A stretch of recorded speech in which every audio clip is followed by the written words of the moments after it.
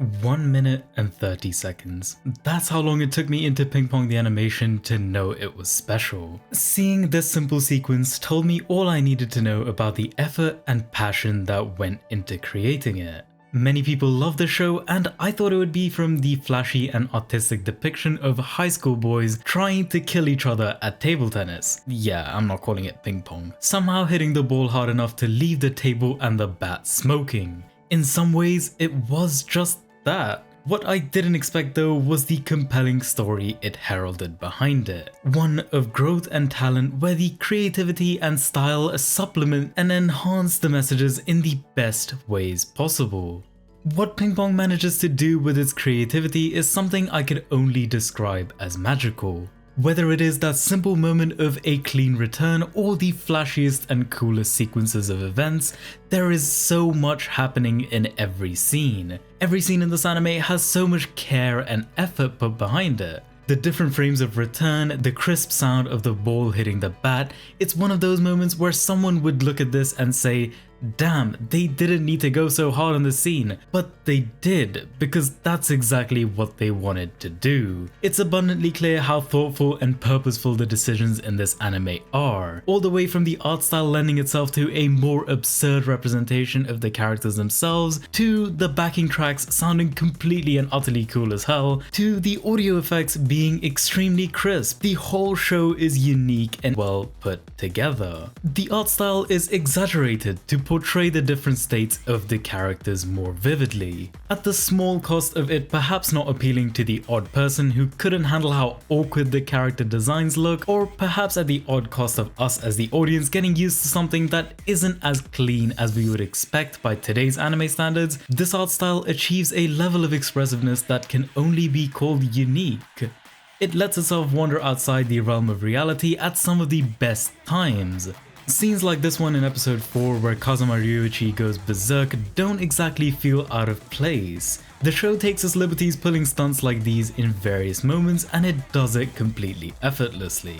It did feel like one of those experiences where the show just had me in a chokehold, and no matter what it did or where it took me, I thoroughly enjoyed it anyway. It's the intentionality that shows in the final product and helps me appreciate it even more. I would definitely love more shows to be as bold with these kinds of decisions, but that's a can of worms better left unopened for this one. Bottom line, this was different, and that in itself tells me all I needed to about the extra work that went into producing it. Speaking of the production though, we all love realistic sound effects, whether that is the squeaking of the shoes on basketball courts or someone hitting a shuttle on a badminton court. Even excluding sports, there is just a level of dopamine surging when you hear a satisfying sound in anime, and it's even better when it's the sound you expect to hear in a situation. The sound design of an anime is a no-brainer to appreciate when it's good. Ping Pong though, I think does it even better than most. Take the sequence in episode 3 where it starts off as a little montage of various teams in the prefecture practicing ping pong. That then transitions to the background with the bouncing of the ball as the bass to the backing track. Or what about the scene in episode 11 where the song our main character has been humming this entire time finally takes life as a real track when his hero finally arrives in the story. It's even more impressive that when our MC hummed it, it gave me an idea of how the song went melodically, but it always sounded that little bit sad. In episode 11 though, it's almost as if that entire song came to life. It was playful. These things might sound obvious to someone that clearly paid attention to the show, but looking back through the anime, it is full of small decisions like these, where the sound, the animation, the direction, or a combination of all these elements work in tandem with the plot and the themes to paint a more complete picture. That part, of course, isn't unique to Ping Pong. I feel the need to mention that the animation, music, and sound effects can work in tandem in any good anime. And they usually do. The part that I find impressive is how much quality there is in every single one of these elements without overpowering anything else in the show. Ping Pong the animation makes full use of the genre it's present in. The whole thing can only be described as a whole experience where no steps were skipped. It feels like every single second, every frame, every note, every word was thought out and planned to achieve what it wants to achieve. Every element of the show is bold and deliberate and manages to work in tandem with the story present, which the story in itself is an excellent exploration of its own themes in talent and motivation in sports. Each character in the show is executed beautifully. They all have different perspectives to the key themes portrayed in the show and their own decisions to make about their lives. Even if the story spans less than a school year with essentially 2 big tournaments, it still feels like it manages to say everything it wants to say in that time span. The most important ones of those themes obviously being talent. The show approaches talent from the perspective of our main character, Mr. Tsukimoto, who has a ton of latent talent but no drive to actually compete. Tsukimoto Makoto is an example of someone who doesn't feel that explored in the sports genre. Don't get me wrong, I love my hot-headed, hard-working main character as much as the next guy, but the whole theme of the show is portrayed in such a unique perspective. It's all due to him that we get to see talent in an almost depressing light.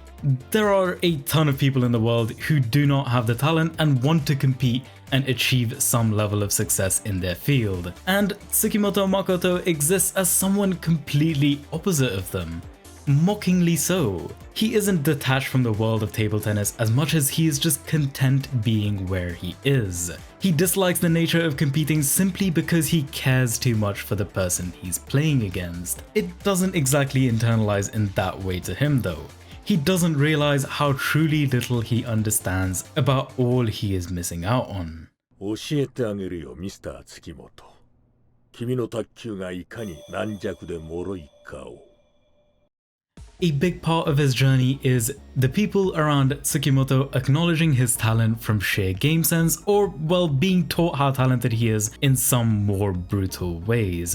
His journey of growing up and using that latent talent was just as fulfilling as a result, even if it came originally from his coach Koizumi, who wanted him to experience the joys of sport and competition. His journey of breaking out of his shell was truly endearing. I like how much time it devoted to something so simple. In the first arc, at the Inter-High, after being pestered by his coach to try harder, Tsukimoto finally decides it's time to change. That change means he tries harder, that he wants to succeed. He plays more offensively and doesn't care who he hurts or what it takes to win, until he realizes what Pong has at stake. The change in the story isn't just a flip of a switch where he suddenly becomes a different person. The core of Tsukimoto is still intact all throughout. Even in the later episodes when he is on board with the training plan, he still has his own personality shine through. He still probably hated the idea of competing. He just wanted to give the whole thing one good, honest try. There are 2 types of characters in the story. There's Smile, the talented but unmotivated, and then there's the others around him who don't have the talent but continue to struggle to achieve their goals. Like someone like Demon. And then there's Ryuichi. There are 3 types of characters in the story. Kazama Ryuichi is the embodiment of burden. Despite being blessed with the talent to overcome his competition, despite having the success that everyone in this story except Smile so desperately wants for themselves, his story is sad. The theme of his character is the burden of not being able to play for himself. Being born into a wildly successful family, the burden of success weighed on him from a very young age.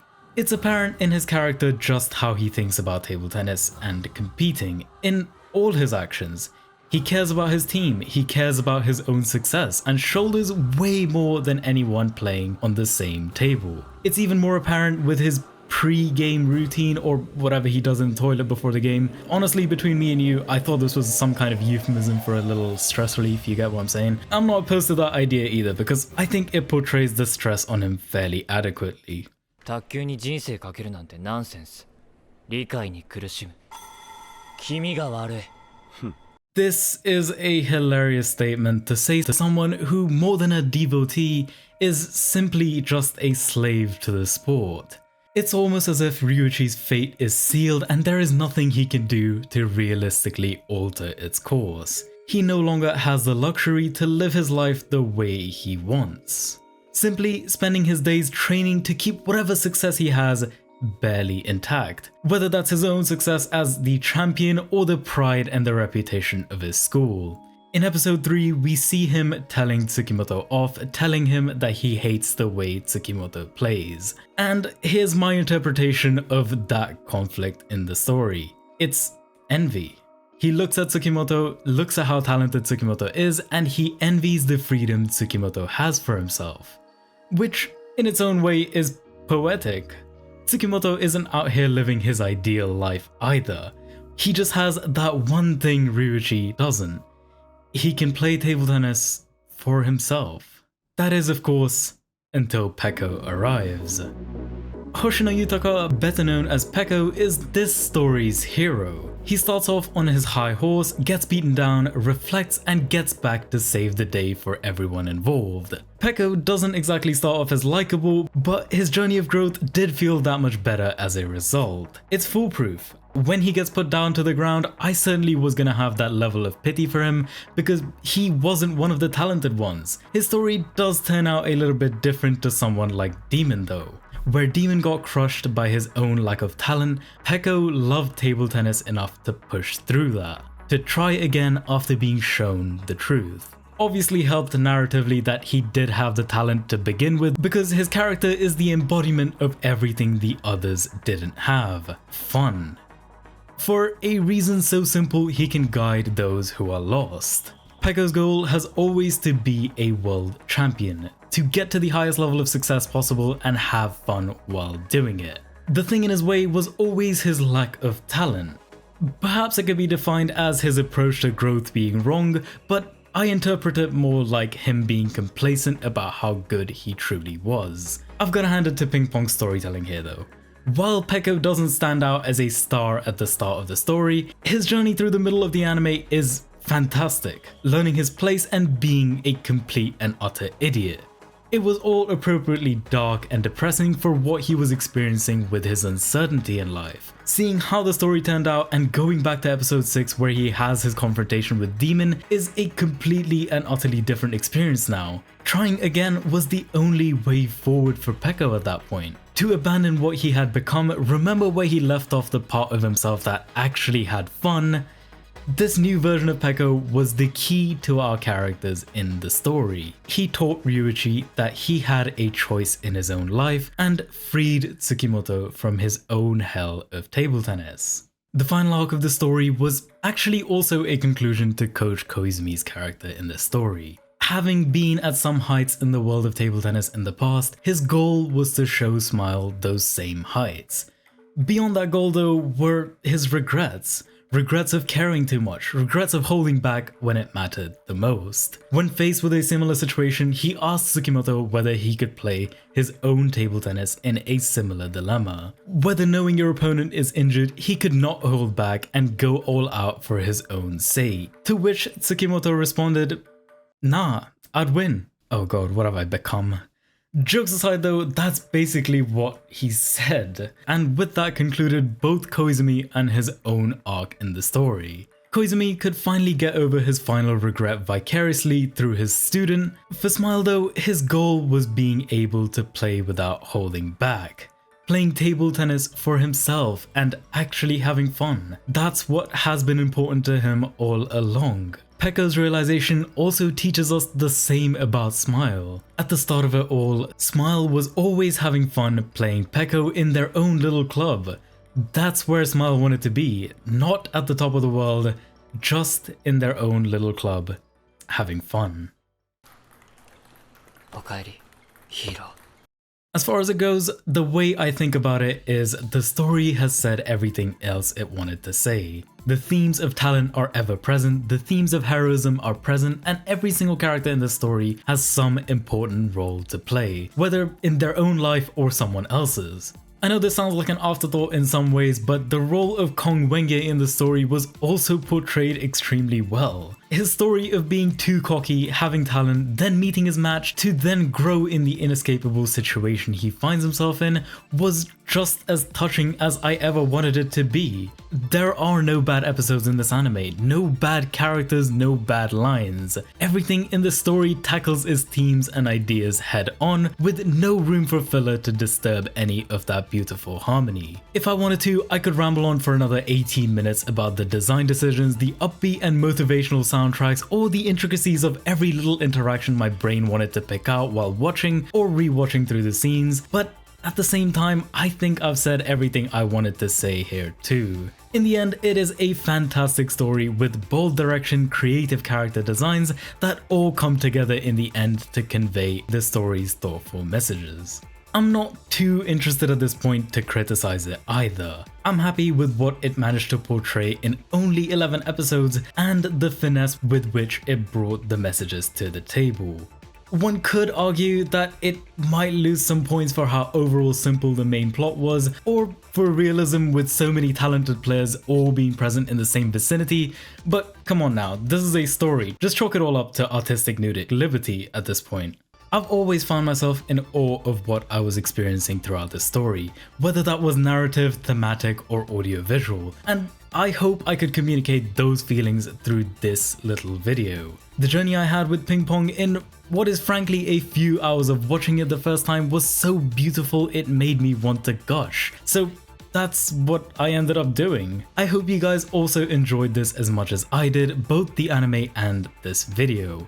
In the end, it isn't about how good Ping Pong is in the scope of sports anime or even as an anime as a whole. It stands on its own as something that can only be called a new experience. This isn't just another anime, it's called Ping Pong and it's art. If you like what you saw in this video, consider smashing that like button and consider subscribing too. Thank you all for watching, I'll see you guys in the next one, peace.